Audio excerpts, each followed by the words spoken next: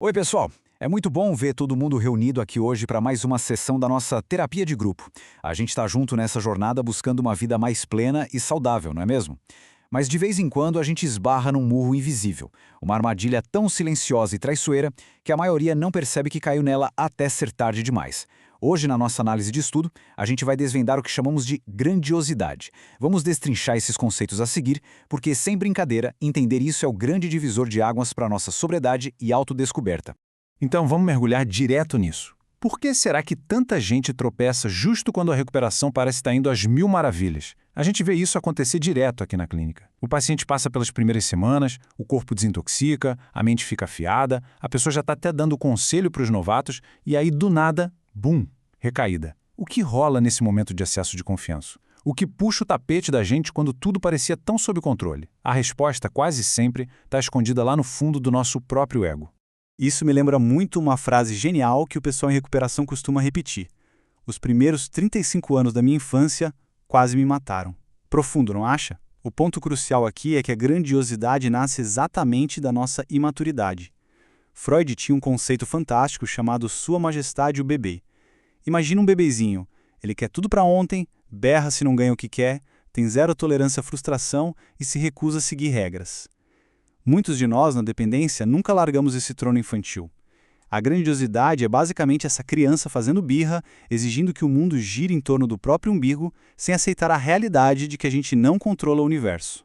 O que nos leva à nossa primeira parte, o peso da grandiosidade. Mas afinal, o que é isso na prática? É um estado de espírito exaltado, totalmente egocêntrico, que cria uma falsa sensação de que somos os todos-poderosos. E olha, é muito importante entender que não estamos falando só de ser arrogante ou vaidoso. Não é só querer usar roupa de grife ou se achar o máximo. Para quem está tratando uma dependência, a grandiosidade é um mecanismo de sobrevivência inflamado que literalmente dá um curto-circuito no pensamento lógico. A pessoa passa a achar subconscientemente que é quase um deus. Acha que sabe mais que os médicos, mais que a equipe de terapeutas e que as regras da biologia e do vício simplesmente não se aplicam ao caso dela. E aí que entra a nossa segunda parte, a armadura do orgulho.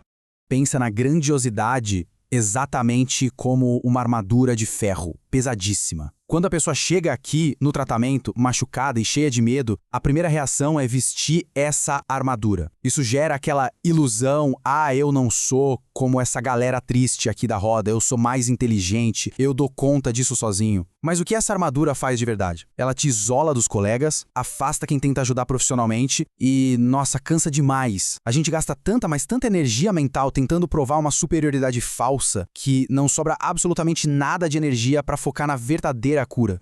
Na prática, isso tem até um roteiro previsível. Vou contar a história clássica que a gente vê se repetir aqui na clínica. Semana 1, o paciente entra, consegue aquele sucesso inicial, a sobriedade começa a dar as caras. Mas aí chega a semana 2 e a armadura aparece. O ego infla. A pessoa olha para o lado e pensa, sou diferente deles, meu caso não é tão grave, já entendi a jogada. Na semana 3, a participação e a atenção na terapia de grupo já eram. A ajuda é rejeitada porque, na cabeça de quem está com a armadura, todo mundo aqui passa a ser ignorante ou inexperiente. E aí, tragicamente, a semana 4 traz a inevitável recaída. A grandiosidade simplesmente escancara a porta para a substância entrar de novo, tudo debaixo de uma falsa ilusão de controle. E isso ilustra perfeitamente o nosso próximo ponto, os sentimentos escondidos. Sabe o que é mais doido nisso tudo? É o paradoxo doloroso de quem veste essa armadura. Por fora, o que a família e o grupo enxergam: orgulho, dominação, alguém querendo mandar em tudo. Mas o que o nosso material nos revela sobre o que está lá dentro? Dá uma olhada. O que está escondido é uma inveja profunda e muito medo. Aquela teimosia e agressividade todas são só um escudo para mascarar muita insegurança e uma solidão esmagadora. Quando a pessoa solta aquele papo de falsa autossuficiência, não preciso do carinho de ninguém, me viro muito bem, pode apostar. Ali é um terreno extremamente fértil para ressentimento e raiva. A arrogância atua sempre como um disfarce para dor.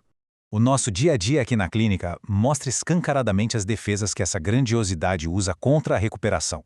É aquela racionalização constante. Sempre tem um álibi, uma desculpa prontinha para não largar o vício. Tem a negação da perda de controle, fazendo a pessoa perguntar: nossa, por que estão mentindo sobre mim? Quem disse que eu bebi tanto? Tem também o adiamento, aquela voz sussurrando: não precisa ter pressa, o tratamento a gente vê amanhã. Existe a desconfiança total da nossa equipe, tratando médicos e terapeutas como inimigos em vez de aliados. E a defesa mais perigosa de todas, com certeza, a crença absoluta de que a pessoa é exceção à regra, de que já sabe tudo o que a gente está ensinando.